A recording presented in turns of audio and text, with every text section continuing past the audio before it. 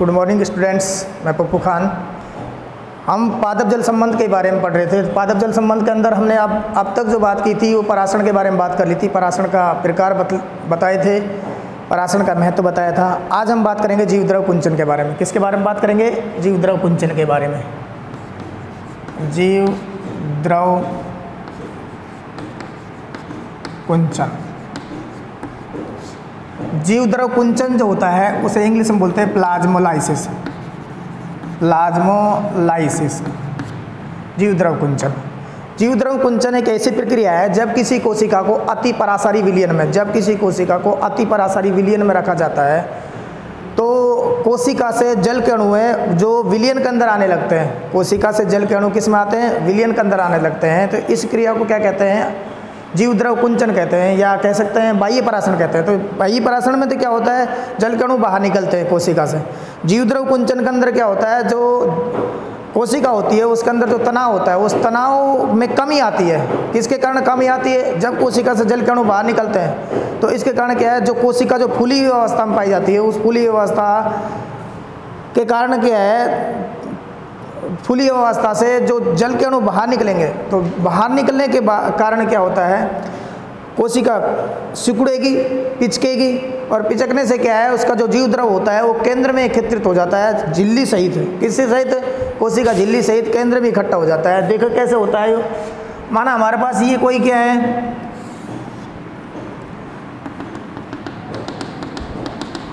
अति परासारी विलयन है। अति परासारी विलयन मतलब अति परासारी विलयन का मतलब ये होता है कि ऐसा विलयन जिसकी सांद्रता कोशिका रस से ज़्यादा होती है। ऐसा विलयन जिसकी सांद्रता कोशिका रस से कैसे होती है? ज़्यादा होती है। वो क्या कहलाता है? अति परासारी विलयन कहलाता है। अब इसके अंदर हम कोई कोशिका को डालते हैं। इसके अंदर किसको डालते हैं? ये हमारे पास क्या है? कोशिका। और ये क्या है? इसकी कोशिका झिल्ली। ये कोशिका है, ये कोशिका झिल्ली है ना। तो अब क्या होता है हमारे पास है? ये जो इसके अंदर ही क्या है? ये जीव द्रव है। जीव द्रव है।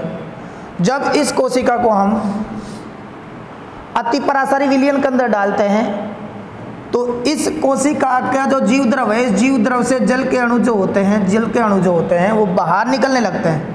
जल के अणु कैसे होते हैं? बाहर निकलने लगते हैं, जिसके कारण क्या है? ये जो कोशिका होती है, ये कोशिका कैसी हो जाती है? सिकुड़ जाती है। इसका जो जीव द्रव होता है वो कैसे होता है? सिकुड़ जाता है। जीव द्रव कोशिका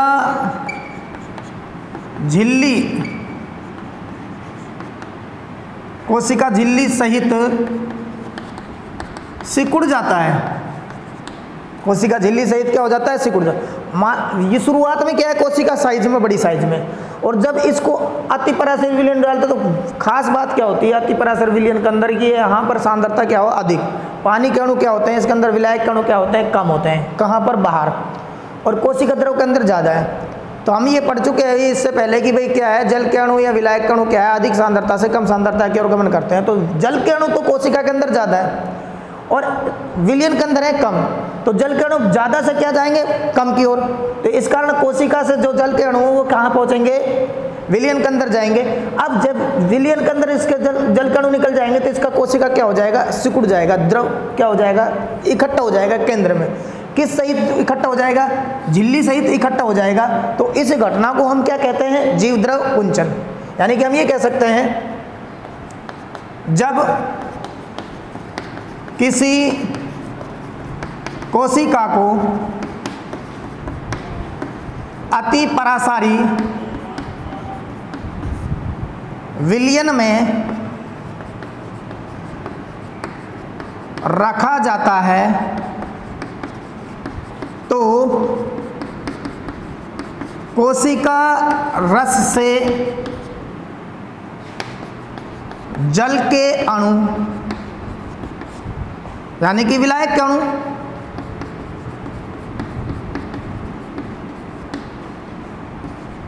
बाहर विलयन में आने लगते हैं,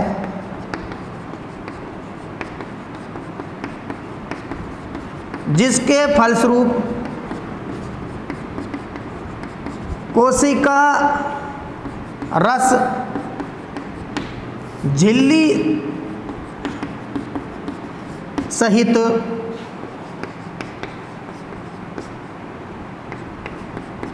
केंद्र में सिकुड़ जाता है, अर्थात कोशिका का तनाव कम हो जाता है। कोशिका का तनाव क्या हो जाता है? कम। हम क्या कह रहे हैं, जब किसी कोशिका को अति परासारी विलयन में रखा जाता है तो कोशिका रस यानी कोशिका के अंदर जो रस है, उस कोशिका रस से जल के अणु या विलायक के अणु, जल के अणु या विलायक के अणु क्या होते हैं? विलयन में आने लगते हैं। यहां से कहां आने लगेंगे? विलयन के अंदर आने लगते हैं, जिसके कारण क्या होगा? जिससे कोशिका रस जो होता है वो झिल्ली सहित, कोशिका रस जो क्या है, झिल्ली सहित क्या हो जाएगा? केंद्र में सिकुड़ जाएगा, जिसके कारण क्या है? कोशिका का तनाव कम हो जाएगा। अब जब कोशिका का तनाव कम हो जाएगा तो इस घटना को क्या कहते हैं? इस घटना को जीव द्रव कुंचन कहते हैं तथा इस अवस्था में कोशिका जीव द्रव कुंचित कहलाती है। जीव द्रव कुंचित कहलाती है। ठीक है, तो हमने अभी ये रिप्रेजेंटेशन किया इस जीव द्रव कुंचन का।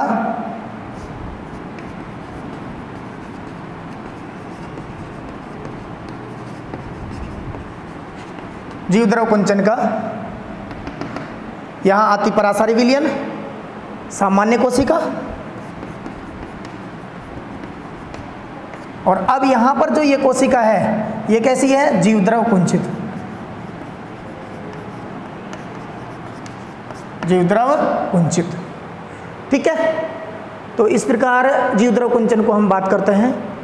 नेक्स्ट बात करेंगे जीव द्रव कुंचन जो होता है, इस जीव द्रव कुंचित कोशिका को यदि आगे दोबारा कैसा विलयन में रखा जाए? अल्प परासारी विलयन में। ये तो है अति परासारी विलयन जिसकी सांद्रता अधिक होती है। अब अल्प परासारी विलयन का मतलब क्या होता है? जिसकी सांद्रता कम होती है। जिसकी सांद्रता क्या होती है? कम।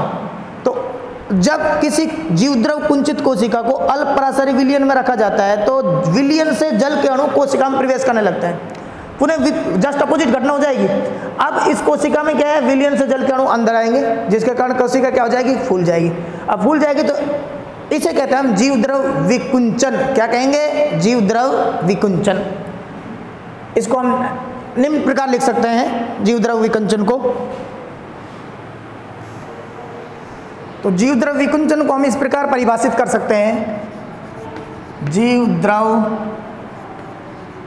विकुंचन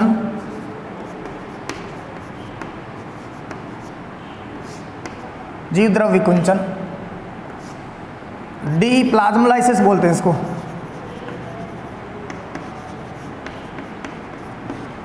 डी प्लाज्मोलाइसिस। जीवद्रव विकुंचन का हमने ये बताया था कि जब किसी कोशिका मतलब जीवद्रव कुंचित कोशिका को अल्प परासारी विलयन में, अल्प परासारी विलयन में या कह सकते हैं हाइपोटोनिक सॉल्यूशन के अंदर रखा जाता है तो जल के अणु कोशिका के अंदर प्रवेश करने लगते हैं, जिसके कारण कोशिका पुनः सामान्य अवस्था में आ जाती है। इस घटना को हम कहते हैं जीवद्रव विकुंचन। जब किसी जीवद्रव कुंचित कोशिका को अल्प परासारी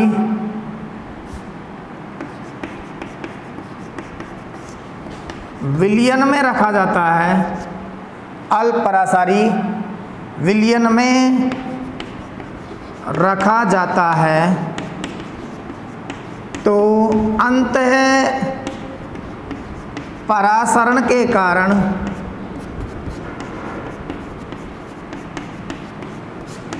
विलयन से जल के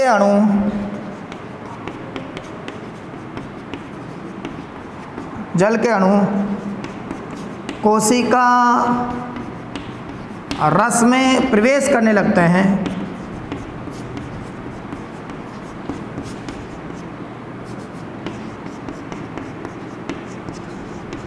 जिसके फलस्वरूप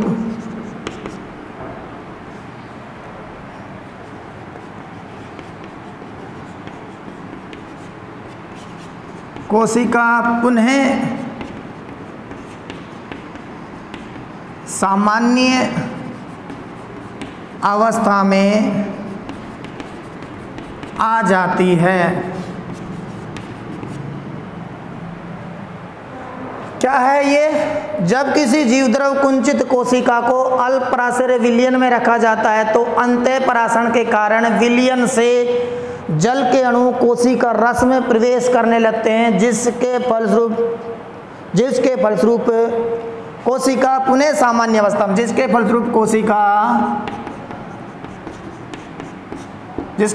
कोशिका पुनः सामान्य अवस्था में आ जाती है, यानी कि नॉर्मल साइज में आ जाती है। इस घटना को क्या कहते हैं? डीप्लाज्मोलाइसिस कहते हैं। इसको हम इस प्रकार दर्शा सकते हैं। ये हमारे पास जीवद्रव कुंचित कोशिका थी,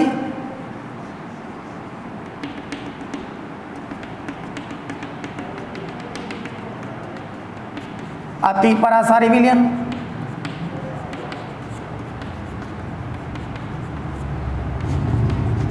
जीवद्रव कुंचित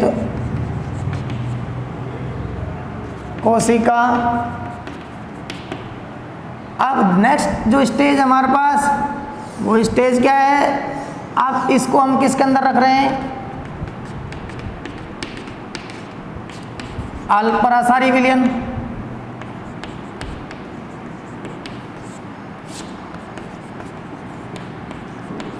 अल्परासारी विलयन के अंदर गया तो कोशिका क्या हो जाएगी? उन्हें सामान्य अवस्था में आ जाएगी। तो यह है सामान्य कोशिका।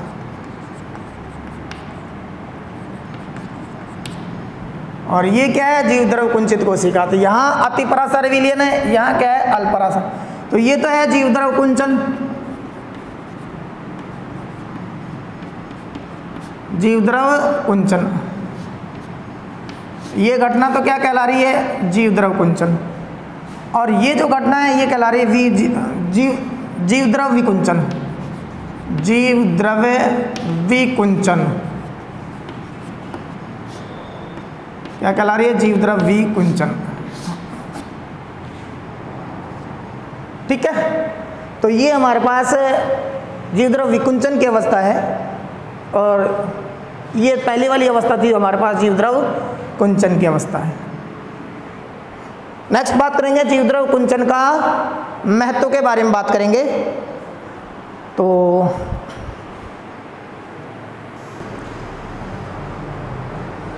जीवद्रव कुंचन का महत्व के बारे में लिखेंगे हम।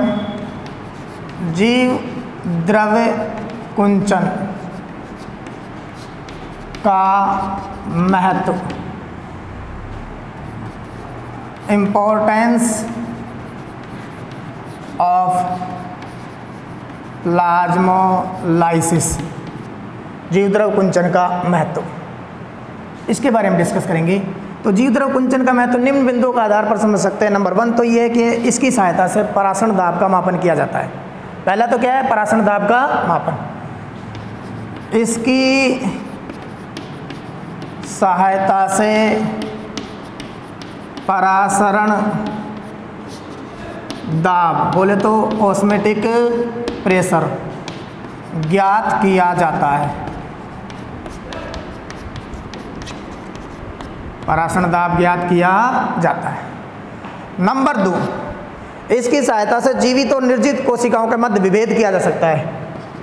इसकी सहायता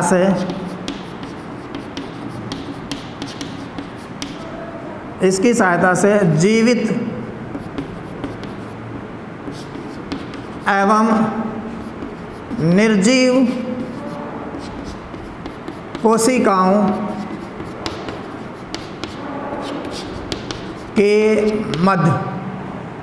के मध्य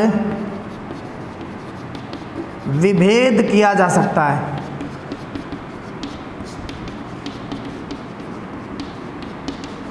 क्यों किया जा सकता है विभेद? क्योंकि जीवित कोशिका जीव द्रव कुंचन दर्शाती है और निर्जीव कोशिका जीव द्रव कुंचन नहीं दर्शाती है। तो हम इनको अलग अलग मान सकते हैं जीव द्रव कुंचन के आधार पर कि कौन सी जीवित है और कौन सी निर्जीव है। क्योंकि जीवित कोशिकाएं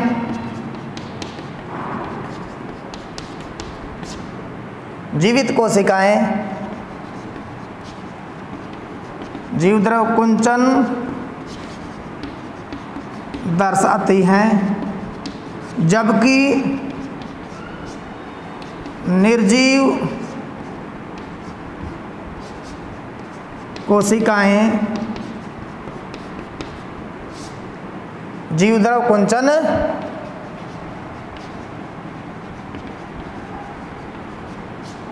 नहीं दर्शाती हैं। ये तीसरा जो पॉइंट हमारे पास ये है कि इसकी सहायता से जो खरपतवार हैं उनको नष्ट किया जा सकता है। इसकी सहायता से क्या किया जा सकता है? खरपतवारों को नष्ट किया जा सकता है। इसकी सहायता से खरपतवार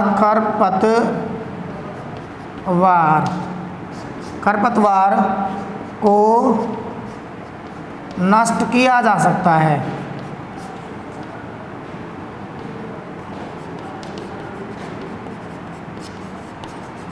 इसकी सहायता से खरपतवार को नष्ट किया जा सकता है, क्योंकि इसमें क्या है, अधिक सांद्र घोल को क्या है खरपतवारों पर छिड़का जाता है। तो खरपतवारों में क्या होती है, जीव द्रव कुंचन की क्रिया हो जाती है, जिससे कोशिकाएं क्या हो जाती हैं, उनकी मृत हो जाती है, एक तरह से नष्ट हो जाती है। इसमें अति सांद्र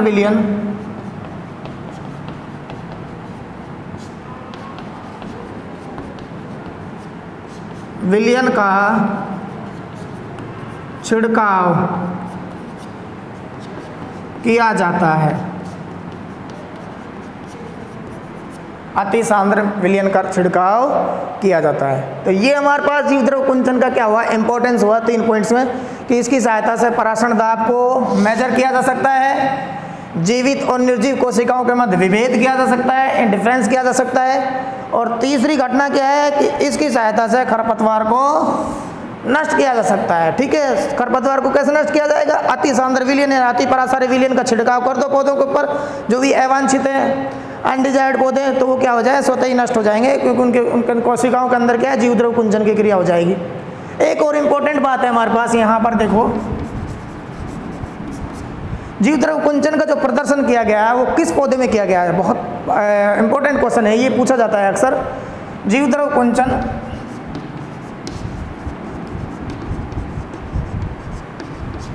का प्रदर्शन, जीव द्रव कुंचन का प्रदर्शन रोहिया डिस्कलर नामक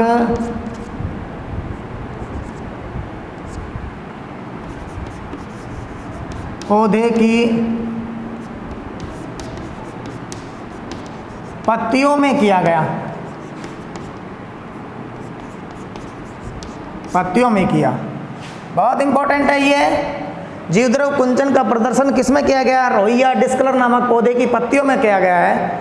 तो हमने अभी आपको बताया जीव द्रव कुंचन के बारे में, जीव द्रव कुंचन, जीव द्रव विकुंचन के बारे में, और अब हम बात कर रहे हैं किसके? जीव द्रव कुंचन का महत्व और जीव द्रव कुंचन का प्रदर्शन। एक और बात बता दूं, किसान जो होते हैं अपनी प्याज जो होती है ना, प्याज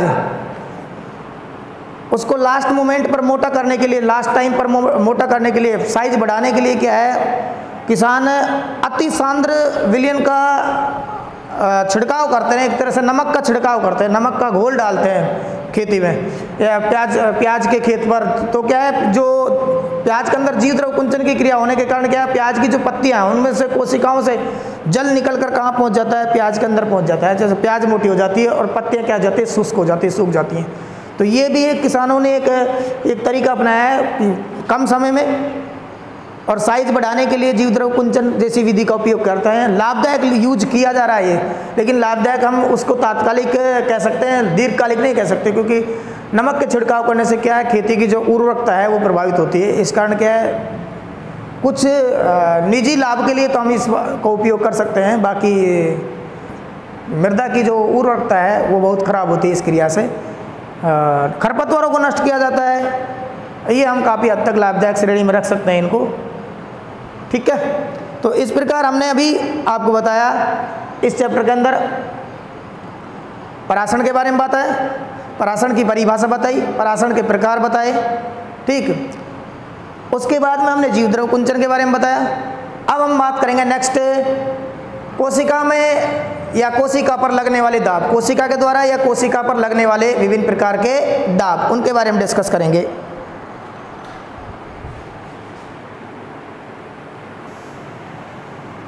कोशिका में लगने वाले विभिन्न प्रकार के दाब या कोशिका में उत्पन्न होने वाले विभिन्न प्रकार के दाब, इसमें हम बात करेंगे नंबर 1 बात करेंगे पराशरण दाब। किसकी बात करेंगे, पराशरण दाब की। पराशरण दाब इसको बोलते हैं ओस्मेटिक प्रेशर, ओपी बोलते हैं इसको, क्या बोलते हैं शॉर्ट में, ओपी, ऑस्मेटिक प्रेशर। पराशरण दाब क्या होता है, जब हम किसी अर्धपारगम्य में झिल्ली की सहायता से, जब किसी अर्धपारगम्य में झिल्ली की सहायता से हम विलेय और विलायक कणों को अलग करते हैं, जब किसी अर्धपारगम्य में झिल्ली की सहायता से विलेय और विलायक कणों को अलग करते हैं, तो जो विलायक के जो अणु होते हैं, विलायक अणु होते हैं, वो विलेय के अंदर प्रवेश करने से, विलेय के अणुओं को प्रवेश करने से जो रोकने में जो दबाव लगता है, ये हम कह सकते हैं जब किसी कोशिका को हम दो प्रकार के विलयनों के मध्य में रखते हैं, तो यहाँ पर हम बात कर सकते हैं कि जो ये कह सकते हैं विलेय और विलायक, विलेय और विलायक, इनके मध्य में क्या है, ये अर्धपारगम्य झिल्ली, अर्धपारगम्य झिल्ली, अर्धपारगम्य झिल्ली है। अब ये अर्धपारगम्य झिल्ली को पार करके विलायक के जो अणु होते हैं वो किसमें प्रवेश करते हैं, विलेय के अंदर प्रवेश करते हैं, लेकिन विलेय के अणु इन विलायक के अणुओं को आने से रोकने का कार्य करते हैं, यानी कि इनको इधर से आने से रोकने का कार्य करते हैं। तो इनके द्वारा जो विरोध बल लगता है, विरोधी बल लगता है, विरोधी बल लगता है, कौन सा बल लगता है, विरोधी बल लगता है या विरोधी दाब लगता है, तो उस विरोधी बल को क्या कहते हैं हम, विलेय के अणुओं के द्वारा विलायक के अणुओं को रोकने के लिए, विलेय के अणुओं के द्वारा विलायक के अणुओं को रोकने के लिए, अर्धपारगम्य झिल्ली से रोकने के लिए, अर्धपारगम्य झिल्ली से पार होने से रोकने के लिए जो दाब लगेगा उसे क्या कहेंगे, पराशरण दाब कहेंगे। अब हम ये कह सकते हैं, ओवरऑल हम यहाँ इस प्रकार परिभाषित कर सकते हैं इसको, किस प्रकार परिभाषित कर सकते हैं इसको, जब अर्धपारगम्य झिल्ली द्वारा, जब अर्धपारगम्य झिल्ली द्वारा विलेय को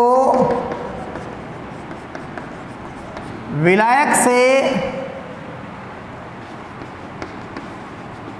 अलग रखा जाता है, विलेय को विलायक से अलग रखा जाता है, तो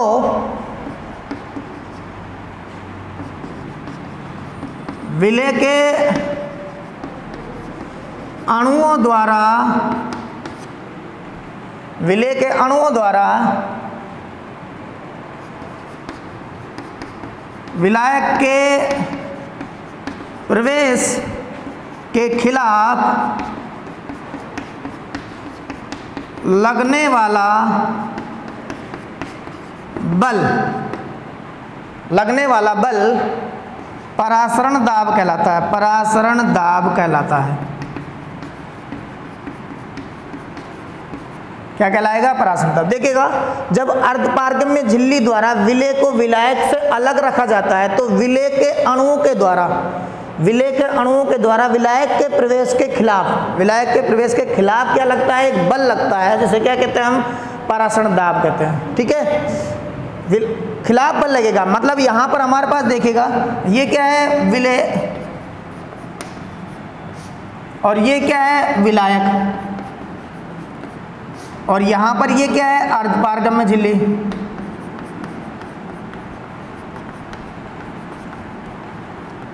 अर्धपारगम्य झिल्ली, तो इसके खिलाफ जो ये जो दाब लग रहा है, ये दाब क्या कहलाएगा, परासरण दाब, परासरण दाब कहलाएगा, परासरण दाब। हम ये कह सकते हैं विलेय के जितने अधिक अणु होंगे उतना ही क्या लगेगा, परासरण दाब लगेगा। विलेय के जितने अधिक अणु होंगे उतना ही क्या होगा, परासरण दाब लगेगा, क्योंकि विलेय के द्वारा दाब लग रहा है किसको रोकने के लिए, विलायक को रोकने के लिए। ये विलायक इधर जाने की कोशिश कर रहा है, ये विलायक यहाँ से यहाँ पार होने की कोशिश कर रहा है, लेकिन ये विलेय है इसको आने नहीं दे रहा है। किसकी सहायता से नहीं आने दे रहा है, अर्धपारगम्य झिल्ली की सहायता से रोकने का कार्य कर रहा है। तो ये विरोधी जो बल है ना, किसके विरोधी बल, इसके विरोधी बल कौन लगा रहा है, विलेय। तो विलेय के द्वारा जो विरोधी बल लगाया जा रहा है विलायक के ऊपर, वो बल क्या कहलाएगा, यहाँ पर वो दबाव क्या कहलाएगा, हमारे पर परासरण दाब कहलाएगा, ऑस्मोटिक प्रेशर कहलाएगा, ये ओपी कहलाएगा। क्या कहलाएगा, ये ऑस्मोटिक प्रेशर कहलाएगा। अब देखो आगे हम बात करें कि ये जो परासरण दाब होता है विलेय के अणुओं के समानुपाती होता है, डायरेक्ट प्रोपोर्शनल होता है। ये जितने विलेय के अणु होंगे उतना ही क्या होगा, दबाव लगेगा। तो हम ये कह सकते हैं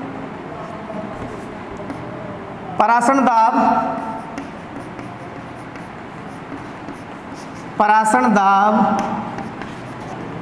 विलेय के अणुओं के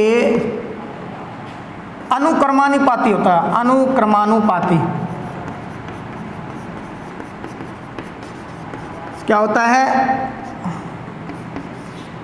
परासरण जो दाब होता है वो क्या है, विलेय के अणुओं के अनुक्रमानुपाती होता है। ये कह सकते हैं परासरण दाब अनुक्रमानुपाती विलेय के अणु, विलेय के अणु। हम ये कह सकते हैं कि विलेय के अणु बढ़ेंगे तो परासरण दाब का मान भी बढ़ेगा। ठीक है, तो ये एक रिलेशन है इनके बीच में। अब हमारे पास दो प्रकार के विलयन पाए जाते हैं या तीन प्रकार के विलयन पाए जाते हैं, जिसमें हमने अति परासारी विलयन बात की, जिसकी सांद्रता अधिक होती है, यानी कि जिसमें विलेय के अणु ज़्यादा होते हैं। अल्प परासारी की बात करी, जिसमें विलेय के अणु क्या होते हैं, कम होते हैं, यानी कि सांद्रता कम होती है।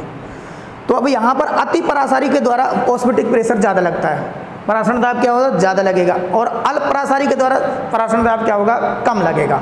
ठीक है, क्योंकि विलेय के अणु क्या है वहाँ पर कम है अल्प के अंदर, और अति के अंदर क्या है, ज़्यादा। तो विलेय के अणु जितने अधिक होंगे उतना ही परासरण दाब क्रिएट होगा। तो ये हमारे पास एक संबंध है। एक और बात करते हैं, एक संबंध हमारे पास है, जो परासरण दाब जो होता है उसका मान होता है CST, परासरण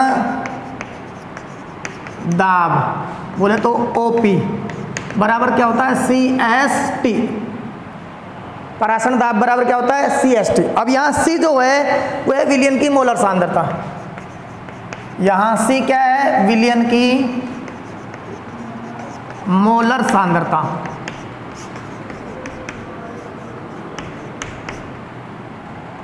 S क्या है, S हमारे पास विलयन का स्थिरांक,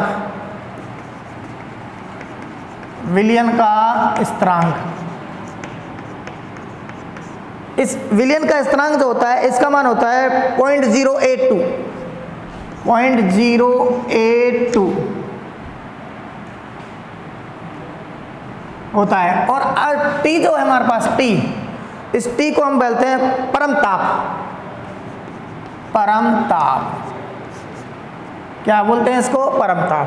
तो एक हमारे पास एक फॉर्मूला आ जाता है OP बराबर क्या होता है, OP बराबर क्या होता है, CST, OP बराबर CST। ठीक है, तो इस प्रकार हमने परासरण दाब को बात की। हम यहाँ ये भी कह सकते हैं ओवरऑल, और भी नोट डाल सकते हैं, अति परासारी विलयन का OP ज़्यादा होता है बजाय अल्प परासारी